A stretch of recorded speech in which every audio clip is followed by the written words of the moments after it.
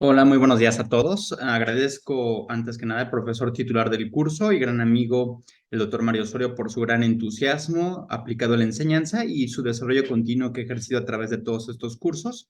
Y también doy un gran agradecimiento a la institución que pertenezco, a la cual es Salud Digna, por su apoyo e impulso para integrar el tiempo necesario para desarrollar y disertar en congresos médicos. Soy el doctor Benjamín Conde Castro y a continuación comenzaremos con tendencias de investigación en mama. Permítanme.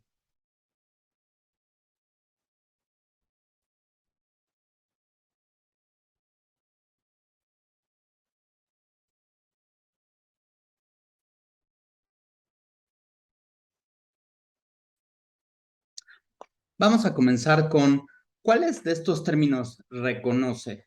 Demos algunos segundos para que vean dentro de todos estos términos. Seguramente han tenido la oportunidad de ver en distintos puntos acerca de distintos libros, revistas o incluso dentro de la jerga que se habla de radiología sobre estos puntos. Y si recordarán, pues es inteligencia artificial, el CAD, o conocido como diagnóstico asistido por computadora, tecnologías emergentes, radiómica, que está muy en moda, y biomarcadores por imagen.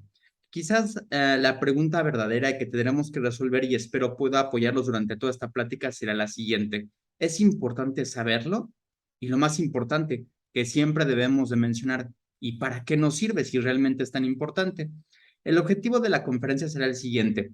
Al finalizar el tema, será usted capaz de identificar cuáles son las tendencias de imagenología en mama para poder reconocer cómo podemos actualizarnos. Es decir, el objetivo principal de la conferencia es lograr transmitirles que una de las ventajas de reconocer cuáles son las tendencias es que pueden actualizarse en estos temas y en nuestras actividades profesionales, por lo tanto.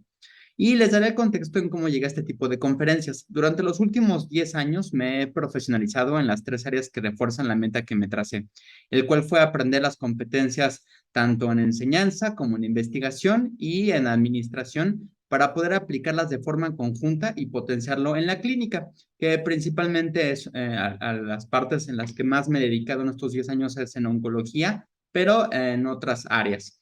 Y todo esto ha sido posible alcanzar gracias a esta meta a distintas instituciones que posibilitan aprender estos rubros, conjuntar estas competencias y finalmente una institución que comprenda la importancia de la investigación en la imagenología, la cual ha sido desde el año pasado a Salud Digna, institución que me ha permitido, junto con un gran equipo y grandes líderes, avanzar en el área de investigación. Aquí dejo mi correo y contacto, esto lo pueden escanear con Google Lens y los lleva directamente tanto a mi correo como a mi contacto principal en caso de que tengan algún interés. Esta diapositiva siempre la coloco porque me gusta explicarles que pertenezco a todas estas sociedades, principalmente coloco las de radiología, y tengo también otras actividades en las cuales realzo la parte de científica, de investigación, enseñanza y de speaker, y la intención de mostrar esta diapositiva es de comprender que es necesario el trabajo colaborativo y cooperativo y principalmente interdisciplinario, multidisciplinario, multidiagnóstico para acceder a integrar a competencias como profesionistas y además para que sepan que puedo apoyarlos en consultorías para publicar, formular protocolos de investigación e integrarme en sus necesidades de conferencias relacionadas con imagenología, enseñanza o investigación. En pocas palabras, pues quedo a sus órdenes. Y vamos a pasar, ¿qué aplicaciones le interesa? En términos básicos, para clasificar las categorías que pudieran interesarles y por lo tanto la información que seguramente buscarán o necesitan actualizarse, se encuentra esta clasificación de acuerdo a las aplicaciones. Algunas tienen interacción directa con nuestro trabajo, como por ejemplo, seguramente la clínica, y algunas otras quizás no las vemos o son muy sutiles y tienen una interacción indirecta. Algunas temáticas incluso impactan más de lo que nosotros creemos. Por otra parte, se debe comprender que los distintos avances en las tendencias mencionadas producen cambios en una o varias aplicaciones.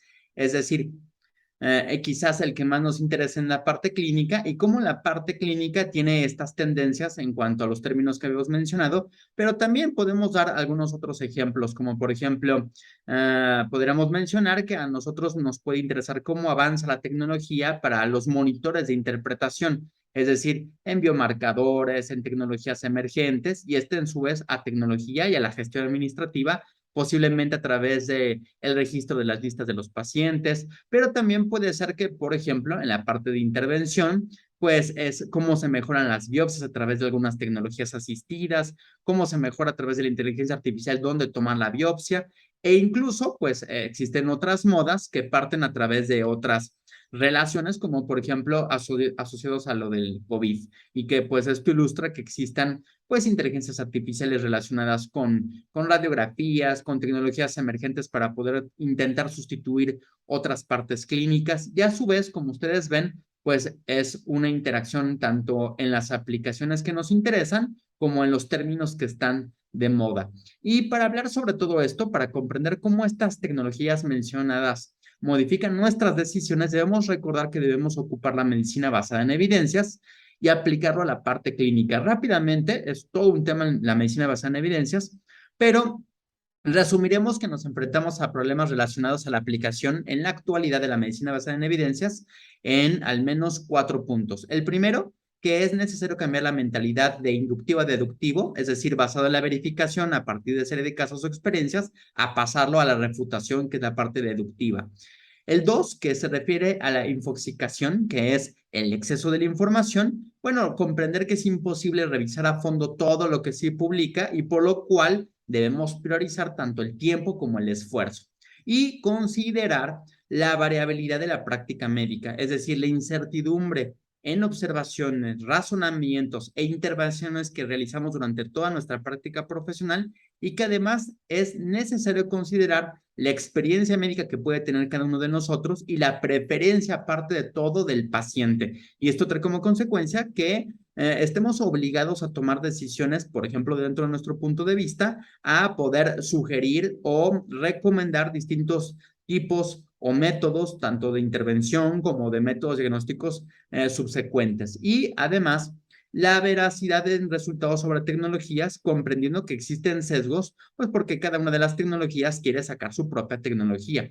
Y todo esto para conseguir el mejor acto médico, es decir, toma de decisiones en la práctica clínica con el objetivo principal de conseguir el mejor acto médico. Y entonces vemos que existen, con fines de actualizarnos, bastaría con saltarnos al paso 2 directamente de la medicina basada en evidencias, el cual consiste en búsquedas sistemáticas de las mejores pruebas disponibles en la bibliografía. Es decir, llevar a cabo una búsqueda eficiente para poder comprender en dónde debemos actualizarnos más frecuentemente o de forma prioritaria. La parte 1, generalmente me piden mucho esa conferencia, que se refiere a cómo nosotros nos debemos de plantear ciertas preguntas con distintos acrónimos, por ejemplo, del tipo PICO, para poder llegar a una respuesta. Obviaremos que no tenemos en este caso alguna pregunta en concreto, sino que además, más bien, queremos pasar directamente a actualizarlos y por lo tanto saltamos al número 2. Entonces, vamos a pasar al número 2 en medicina basada en evidencias y la pregunta sería, ¿cómo reconocer los mejores documentos? ¿Cuáles son los más útiles para leer y por lo tanto no perder tanto tiempo y evitar la infoxicación ante tanta cantidad de estudios publicados? Entonces, vean aquí la pirámide. Mientras más sube la evidencia, es más útil, no solamente porque es más fácil y entendible de leer, sino por su aplicabilidad y además por algo muy importante, por su veracidad. Y como ven, lo más importante que tendremos que leer como médicos radiólogos deberían ser guías de práctica clínica. Obviamente existen algunos documentos que sirven para evaluar la calidad también de las guías de práctica clínica, porque hay distintas calidades. Y así como eso, también existen otros métodos, recursos o tipos de artículos. Y entre los más importantes que debemos de saber son los que se encuentran en la parte más arriba de la pirámide, que es los de secundaria evaluada o sometida a un filtro. Para que haya llegado a esta parte más arriba de la pirámide, alguien ya debió haber evaluado esa información o haberla sumado o haber realizado un metaanálisis o revisión sistemática. Entonces, como ustedes pueden ver, de arriba a abajo, lo más importante es guía de práctica clínica, metaanálisis, revisiones sistemáticas y después le seguiría las investigaciones primarias, que entre ellos son los ensayos clínicos aleatorizados y después el ensayo clínico. Estos deberían de ser los documentos en los cuales deberíamos de priorizar nuestro tiempo de lectura. Entonces, realizaremos un ejercicio aplicado para imagenología en mama, ocupando varios términos MESH, entre ellos ocupamos Breast Imaging y el filtro de 5 años, apostando a que pues queremos actualizarnos en lo último de hace 5 años. Y vemos cómo en PubMed, recordemos rápidamente que el término MESH se refiere a los Medical Subject Headings, que son también conocidos como encabezamientos de materia médicos, algo así como descriptores en ciencias de la salud, los cuales son utilizados en PubMed, especialmente en la National Library of Medicine, que es esto. Es totalmente gratuito. Ustedes colocan en Google PubMed, les sale automáticamente esto, colocan, por ejemplo, Breast Imaging, que será su término MESH, y les va a salir con el filtro de 5 años esta cantidad de artículos. 2,580. Es obvio que nadie va a tener tiempo para leer. Es más, si ustedes leyeran 5 artículos por día, al final del año ya estarán de todos modos actualizados porque siguen saliendo una gran cantidad. Y eso solamente pensando que ustedes se dedicarían a imagen de mama y que únicamente se dedicarían a cosas muy específicas, lo cual creo que nadie de nosotros lo hace, al menos no en México. Generalmente se ha visto que más del 50% de los radiólogos tiene 2 trabajos y aunque algunos solamente se dedican a imagenología, pues la imagenología es muy vasta aún en eso. Algunos se dedican a resonancia, otras tecnologías, otros también hacen intervencionismo, entonces es sumamente vasto y complejo, aun cuando nos dediquemos únicamente a imagenología de la mama. Entonces, en este mismo ejercicio, aplicaremos ahora para filtrar aún más, utilizando un filtro, los documentos con mayor evidencia. Dijimos que utilizaríamos estos 4 que son los más importantes, los cuales son, aquí se colocan, vean, se colocaron los 4 palomitas que son ensayos clínicos, metaanálisis, ECAS, o que son ensayos clínicos aleatorizados, y revisiones sistemáticas. Para eso, pues ya salieron 74 estudios. Eso creo que ya si leyeran solamente los puros resúmenes sin comprenderlo y de forma muy rápida, pues a lo mejor y si los leen, no totalmente comprenden, pero al menos sí podrían leer esto en 2 o 3 semanas. Sin embargo, recordemos y mencionamos que los más importantes son los 2 primeros. Entonces, aquí de estos 74, les coloqué cuántos artículos arrojaron de cada uno. Por ejemplo, metaanálisis fueron 38 y revisiones sistemáticas 30. Entonces, ya por lo menos se filtró aún más, ¿no? Y ahora, entonces, para poder hacer una actividad durante esta conferencia, pues coloqué un último filtro para hacerlo un poco más rápido e interesante y filtramos para el año 2022 únicamente, por eso aquí solamente ven esta tecnología y solamente filtramos a metaanálisis y revisiones sistemáticas para que nos salieran únicamente 7 artículos. Es decir, si nosotros quisiéramos actualizarnos a estas fechas, que es agosto, únicamente colocamos lo que lleva del año, colocamos metaanálisis, revisiones sistemáticas, descriptores, términos MESH como los que les mencioné, y nada más me salieron 7 artículos. Creo que pues así ya es más comprensible. Si leyeran uno por semana, pues probablemente al final de un semestre ya están totalmente actualizados en lo más importante que se refiere a un tema específico. Entonces, para esto para poder llegar a esto, pues elegí 3 artículos que consideré de estos 7, que eran los más importantes por su relevancia clínica, su aplicabilidad, pero también pues por la posibilidad de demostrar sus aplicaciones y también porque son controversiales y generalmente tanto los pacientes como otros médicos preguntan acerca de estas tecnologías. Entonces, vean, en el artículo número 1 se refiere a, este es el título, es precisión de la tomografía de impedancia eléctrica para la detección del cáncer de mama. Seguramente ustedes han escuchado sobre esta tecnología, yo lo he escuchado muchas veces porque lo preguntan, no lo he visto físicamente y pues creo que sí es importante actualizarnos para poder mencionar, tomar una responsabilidad de decisiones y obviamente poder también sugerir y recomendar de acuerdo a las evidencias. Entonces, la temática es eficacia diagnóstica para detección de cáncer de mama. Está en la revista Breast Journal. Lo que ustedes están viendo es un tipo de estudio, es un metaanálisis y una revisión sistemática, como lo dice el título. Y como contexto rápidamente, esta tecnología es una técnica que genera un mapa de propiedades eléctricas del tejido mamario. La posible aplicación de este método rápidamente, para no abundar mucho en el tema, es una herramienta de detección que se basa en la hipótesis de que la conducción eléctrica de las células malignas es diferente a las células no malignas, es decir, a las células normales. Entonces, ¿qué metodología se utilizó? A través de 4,000 artículos registrados con los términos que comprendían sobre este título, solo 12 cumplieron los criterios y ya con esos criterios también se utilizaron dos herramientas que no es tema de este, pero rápidamente les voy a explicar. Las herramientas Prisma y Quadas son herramientas de evaluación para poder verificar cada uno por separado de estos artículos que para poder ser un metaanálisis o una revisión sistemática deberían de ser ensayos clínicos aleatorizados o ensayos clínicos solamente. Entonces, para poder llegar a esto, tienen que pasar a través de estas dos herramientas que sirven para evaluar la calidad de esos artículos. Y por lo tanto, solamente 12 cumplieron. Y aparte los que cumplieron, se les pasan estas dos herramientas y pues es un poco es más bien bastante complejo porque se tiene que examinar todos los datos, de hacer un resumen, y a eso se le llama revisión sistemática y metaanálisis. Al final, pues salen muchos resultados, pero quizás el más importante aquí se los resumo y solamente para que comprendan cómo debe de pasar a través de estas herramientas, se realiza una revisión sistemática para poder verificar a través de varias plataformas y recursos que incluyen PubMed, Web of Science, Embase, Science Direct, incluso incluye Scopus, Google Scholar, varios recursos y se utilizó todo lo que existiera hasta enero del 2021 para obtenerse una gráfica tipo ROC de sensibilidad y especificidad. Aquí pueden ver la sensibilidad y la especificidad que se obtuvo y cuando tiene un efecto combinado. Es decir, rápidamente, para no meternos tanto en estadística y que sí nos ocupe el tiempo, esta es la conclusión, que la tomografía de impedancia eléctrica se puede utilizar junto con la mastografía, es decir,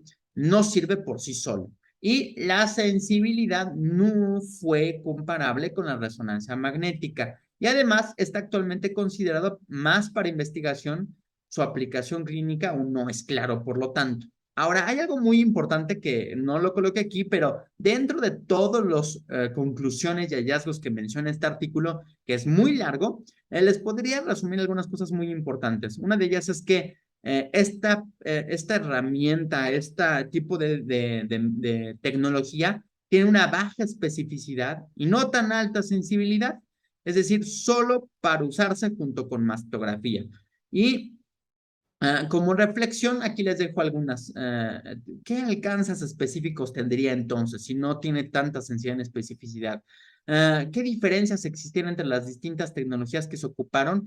Porque hubieron varias, digamos, irregularidades, los cuales les disminuyó la calidad a través de estas dos herramientas. Incluso, pues había varias heterogeneidad. Entre ellas es que, de acuerdo al Quadas 2, existieron sesgos en los estudios seleccionados, entre ellos rápidamente para resumir, poblaciones heterogéneas, diferentes comparaciones con diferentes métodos diagnósticos, información insuficiente e incluso la edad media de las pacientes poco clara en los diferentes grupos. Eso trae como consecuencia que el nivel de calidad a través del utilizado por la evaluación de Quadas pues fuera muy bajo aún en estos 12 artículos que cumplieron los criterios. Entonces, por lo tanto, al final de todo este metaanálisis, lo que se concluye es que pues su aplicación clínica aún no es claro, por lo cual se requieren aún más de estudios más convincentes, más fidedignos, prospectivos y que tengan una referencia bibliográfica, pero aún así también unas poblaciones y una metodología aún más clara y contundente. Sin embargo, nos queda la reflexión. Aunque fuera claro y contundente, aún con estas calidades, ¿qué alcances tendría? ¿Qué diferencias hay entre las distintas tecnologías? Porque aparte de todo hay varias tecnologías distintas. Y al final, ¿es económicamente redituable? ¿En qué tipo de alcances tendría de las pacientes? Y aquí les dejo los términos MESH. Al final de estos 3 artículos les mencionaré a qué se refiere. Pero estos fueron los términos MESH relacionados con este primer artículo.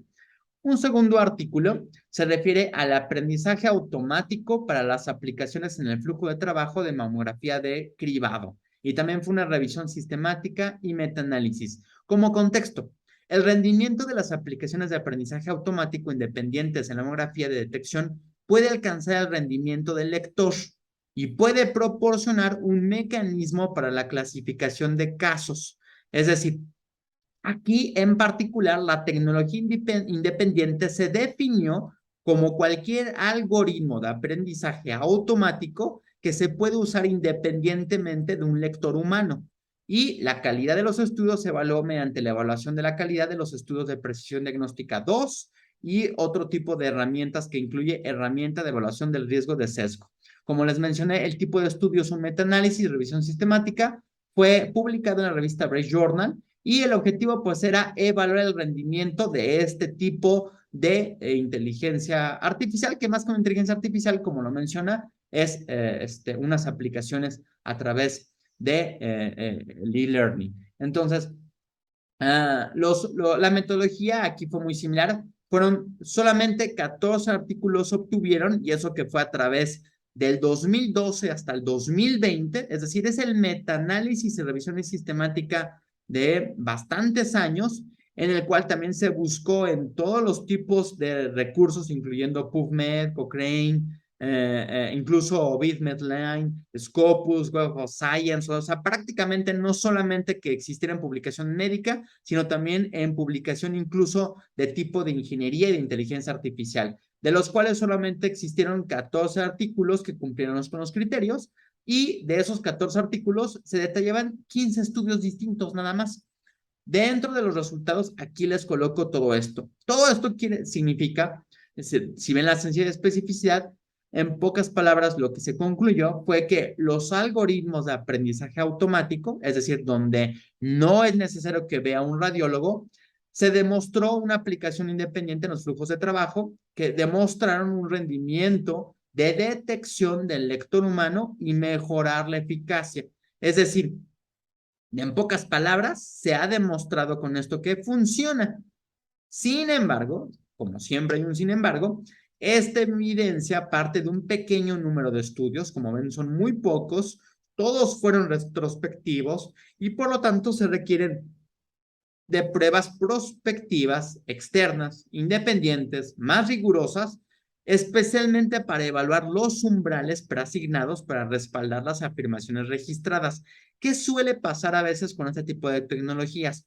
Que en ocasiones para subir la sensibilidad se baja la especificidad. Aquí, por ejemplo, salió con una especificidad más alta de lo normal, pero no con una sensibilidad muy baja. Entonces, también es importante mencionar que los estudios analizados, estos estudios, solamente son de 3 países y cubren únicamente 185,000 casos, que se escuchan mucho, pero en realidad ya sumados y en metaanálisis, pues traen como consecuencia que nos planteemos de todos modos reflexiones como estas. ¿Qué papel tiene entonces el médico radiólogo cuando en realidad esto ya surja? Que de todos modos nosotros le vamos a tener que dar una evaluación a esa inteligencia y que de todos modos, aun cuando estos flujos de trabajo son evaluados por la inteligencia artificial, pues no lo interpretan, únicamente lo que hacen es filtrar para que el médico radiólogo priorice sus tiempos y impacte en la posibilidad de que se le pase menos cantidad de falsos positivos. Entonces, ¿qué tecnologías están más avanzadas? Pues vemos que solo son 3 países. Tendríamos que ver qué tipo de marcas utilizan y eso pues viene en el artículo, pero no es parte de este tema. Y algo muy interesante, cómo se respalda en el marco jurídico de esos países, pero principalmente cómo se respalda en el nuestro o cómo se hará. Les voy a dar un ejemplo muy claro. ¿Qué pasará cuando la inteligencia artificial diga que no vio nada y el radiólogo también diga que no vio nada? Y sin embargo, algún otro radiólogo o de algún otro método diagnóstico encuentre un falso negativo, un falso positivo. ¿Qué consecuencias en el marco jurídico va a traer ese tipo de tecnologías y que seguramente ya está ocasionando pues ruido en varios de los que nosotros, por ejemplo en Salud Digna, ya tenemos inteligencias artificiales desde hace 2 años y pues vemos que en ocasiones pues siguen existiendo algunos falsos positivos y negativos y eso que son únicamente de forma intencionada para algunos desenlaces muy específicos, muy específicos. Y aquí vemos los términos mesh también. Y como tercer ejemplo para poder mencionar todo esto es Fenotipos de imágenes por resonancia magnética de los subtipos moleculares del cáncer de mama. Aquí ya solamente es una revisión sistemática. Entonces, la temática, como pueden ver, a esto se refiere con radiómica, tecnología y aplicaciones clínicas. La revista fue en Academic Radiology y los objetivos principales fue investigar el papel de los fenotipos de la resonancia magnética para poder clasificar los subtipos moleculares del cáncer. En ocasiones, con un solo artículo no es suficiente para poder mencionar qué esencia de especificidad se tiene para un método diagnóstico. Por eso es que las revisiones sistemáticas lo que hacen es sumar la evidencia de múltiples estudios para poder obtener una sumatoria de todas esas evidencias. Entonces, vean aquí, especialmente para este tipo de título, me gustó mucho colocarles este ejemplo para que vieran.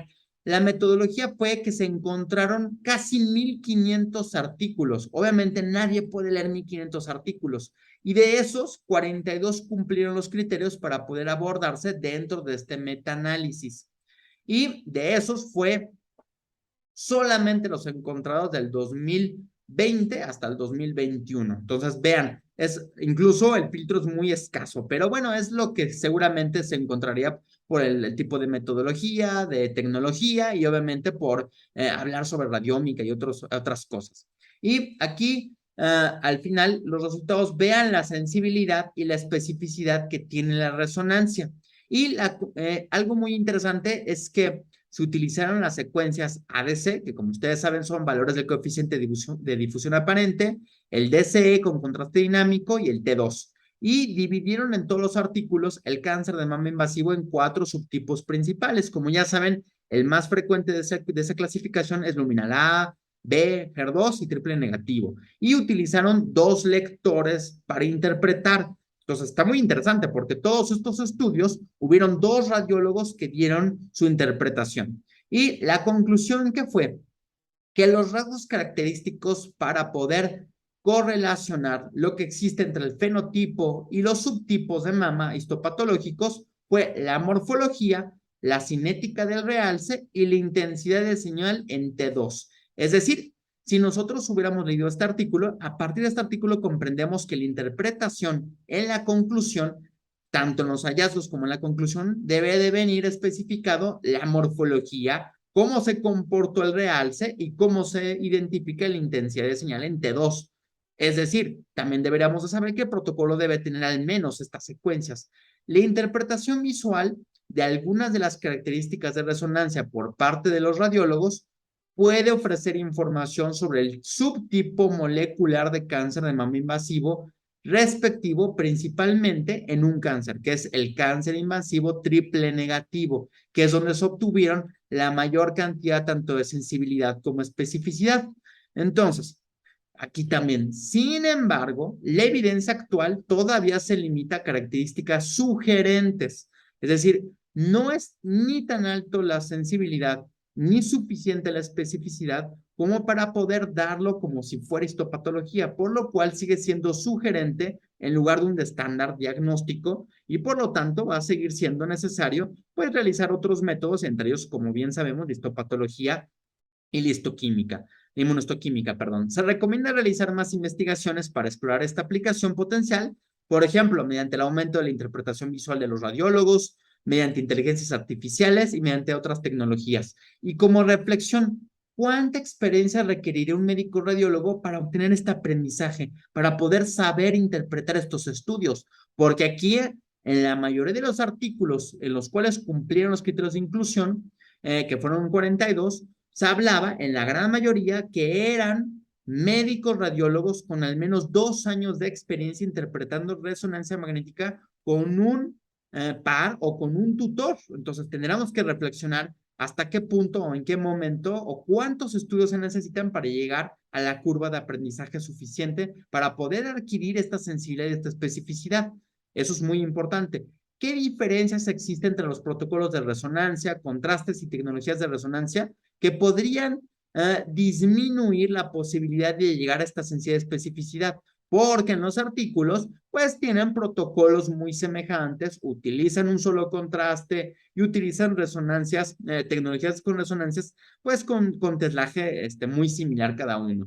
¿Y qué impacto tiene esta competencia de correlación radiológica y histopatológica? Eso quizás sería lo más importante que deberíamos interrogarnos. Una vez que nosotros tuviéramos un protocolo homogenizado y fuéramos radiólogos con suficientes competencias y que supiéramos que la evidencia es suficiente para poder dar algo más allá que sugerente, ¿realmente cambia en algo? Y si hace algo, ¿qué tanto impacta esa correlación que nosotros digamos? Es decir, al final, no es lo mismo el diagnóstico que el impacto que tiene, por ejemplo, en algo, en un desenlace más objetivo, que sería, por ejemplo, la vida media que tiene el paciente a 5 años. Aquí entonces les coloco, este es el resumen del efecto de la evidencia científica sobre las tendencias de los términos. Por un lado, les dejé los 3 artículos que mencionamos con sus respectivos títulos y a cada uno con sus términos mesh. Y vean a qué, si ustedes hubieran buscado estos términos, hubieran encontrado este artículo y viceversa. Al buscar este tipo de artículos, también ustedes pueden ver qué términos mesh competen. Y vean, aquí vemos, por ejemplo, hablan sobre tecnologías, sobre diagnostic imaging, que son métodos diagnósticos, eficacia diagnóstica, pero también vemos sobre machine learning, inteligencia artificial, sencillez de especificidad, interpretación por radiografía diagnóstica, inteligencia artificial. Entonces, estos términos mesh sería lo equivalente a un Twitter, a saber cómo es el hashtag. Es decir, nuestros términos mesh corresponderían al hashtag del PubMed. El nosotros poder comprender estas palabras que son las tendencias, también podemos comprender qué tipo de artículos podemos encontrar. Si ustedes no saben estos términos mesh o no los tienen entendido, será suficiente con la búsqueda en el ejercicio que hicimos, que sería buscar los metaanálisis o las revisiones sistemáticas de la información. Y finalmente, como alcance, solamente recordar que a partir de las evidencias más fuertes se toman decisiones con más convincentes y con más impacto. Y solamente recordar que, pues, aparte del PubMed, de los artículos que tenemos, los otros 2 grandes reservorios en donde ya están las guías de práctica clínica que en esta charla no metí, fue los que se encuentran en el American College of Radiology y los que se encuentran en la Comisión Europea, que incluso están en español y en inglés. Y rápidamente en el ACR, con que ustedes se vayan a acrsearch.acr.org, los lleva directamente a esta página y pueden notar que aquí está la parte de mama y los lleva a todas estas evidencias. Aquí, por ejemplo, les resumo que estos son las guías de práctica clínica referentes a tamizaje, a los síntomas y a los casos específicos. Son solamente estas que tienen que ver sobre imagenología y mama, o también si ustedes ponen este término mesh en PubMed, directamente también les va a salir esta guía de práctica clínica del American College of Radiology. Es decir, si ustedes colocan en Google solamente este término mesh más ACR, les van a salir todas estas resultados. Y para la Comisión Europea, ustedes ponen así, Comisión Europea Mama, o colocan este término en su Google y les va a salir directamente esta página para poder encontrar todas este tipo de evidencias que vienen de acuerdo a edades, de acuerdo a los métodos diagnósticos y de acuerdo a las tecnologías. Como conclusión, diferenciar entre las evidencias y las tendencias como las modas nos va a permitir reconocer cuáles son los verdaderos avances en investigación que realmente puedan influir en la toma de decisiones para beneficiar nuestro trabajo, nuestras labores y eficientizar la enseñanza, obviamente en pro de nuestros pacientes y de nuestra actividad diaria. Y les agradezco, muchas gracias por su atención. Les dejo nuevamente mis datos. Este QR lo pueden escanear y los lleva directamente. Si gustan enviarme un correo, generalmente contesto en menos de 3 días todos los correos, ya sea para apoyo o colaboración de un protocolo de investigación, para alguna necesidad de algún artículo o incluso para poder hacer un trabajo en conjunto. Y pues mi intención más importante en todas estas conferencias es la de incentivar, entusiasmar y motivar a crear un pensamiento crítico y analítico para fortalecer la calidad médica, potenciando los intereses que tenemos todos nosotros y el por qué estamos el día de hoy aquí. Algo que nos mueva a todos, el de aprender, el de saber más, el de comprender lo complicado, para poder impactar en la calidad médica de todos nuestros pacientes. Muchísimas gracias a todos ustedes. Agradezco todas las atenciones y pues quedo a sus órdenes. Hasta luego. Que tengan excelente día.